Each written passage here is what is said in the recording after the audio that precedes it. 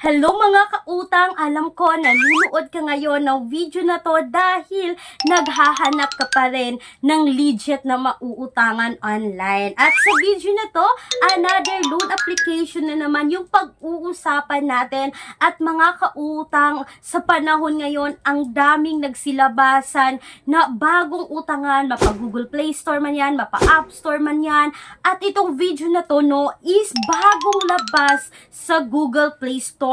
Kaya hayaan nyo muna ako na suriin or subukan itong loan application na to para sa inyo bago kayo umutang online. Dahil mga kautang, hindi dapat tayo basta-basta na umutang sa kahit anumang utangan online. Please do a research pa rin tayo. No? Alamin po muna natin yung interest rate, kailan siya babayaran, kung kaya nga ba nating bayaran ang interest rate. Dahil alam naman natin mga kautang, kapag sinabing utangan online, may mga utangan talaga na sobrang laki ng interest rate. So ayaw ko mga kautang na mapunta kayo sa mga utangan na sobrang laki ng interest rate. Kaya for today's video, isi-share ko sa inyo lahat ng buong details ng utangan na ito mga kautang, na sabi ko nga kanina makikita ito sa Google Play Store or sa App Store. So ibig sabihin kailangan yung i-install, kailangan yung i-download. So kung ayaw nyo mag-install, ayaw nyo mag-download, kasi alam naman natin mga kautang, lalong-lalo na sa inyo na mga viewers ko, na magbibigay talaga tayo ng permission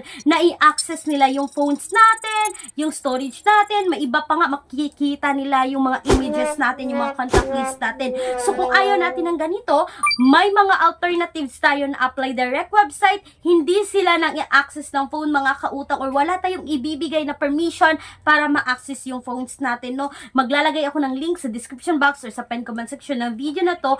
Mga kautang, nagbabalik na naman sa Google Play Store itong si Masaya Cash na under po ng Snapcash Lending Incorporation na naka-SEC registered but hindi submitting entities sa CIC at hindi po accessing entities sa CIC mga kautang. So ibig sabihin hindi nila nakikita yung ating mga credit history mga kautang, kung tayo nga ba ay may mga other utang pa sa ibang nagpapautang online. So eto mga kautang, meron pa lamang siyang 3.2 stars at 99 reviews sa Google Play Store. So kababalik lamang ng Masaya Cash, no, nandito na to before mga kautang, at ngayong pagbabalik niya ay nagbago na naman yung logo ng utangan na ito. So mga kautang, bago ko talaga subukan ang mga utangan online is nagbabasa po muna ako ng mga reviews dito sa Play Store, no, sa Google Play Store.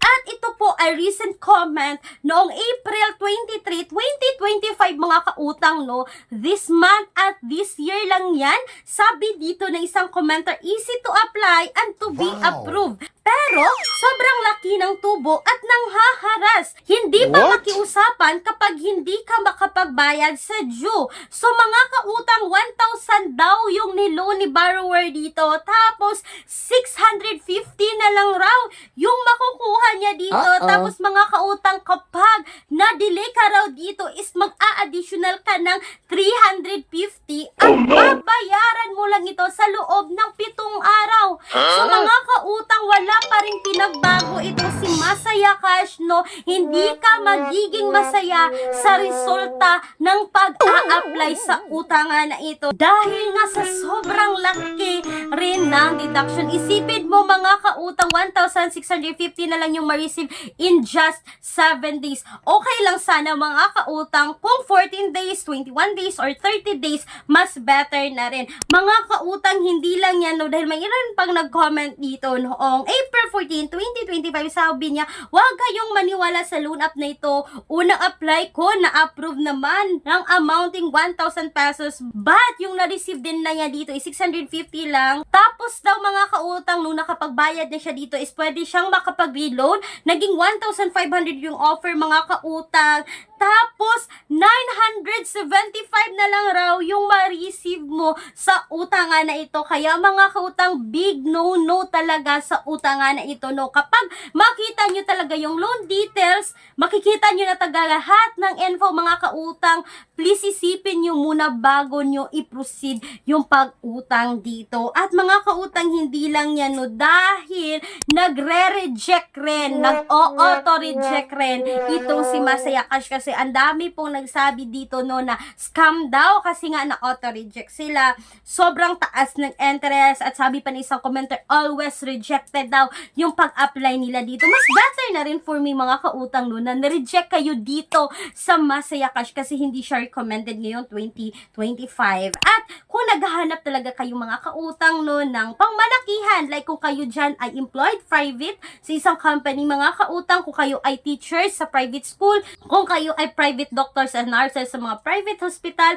kayo ay qualified dito sa bank personal loan na sinasabi ko dito sa bawat upload ko ng mga video na nag-o-offer na minimum of 20,000, maximum of 2 million pesos. Yes, mga kautang, legit po ito na bank personal loan and all applications submitted is subject for bank approval. For more details regarding dito, mga kautang, you can email me right away, clariza@gmail.com.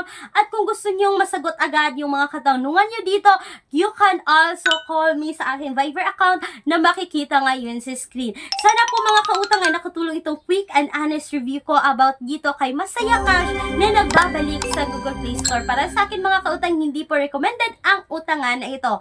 Once again, this is Clarice, ang inyong number 1 pala utang dahil utang is life. Bye bye bye, mga kautang!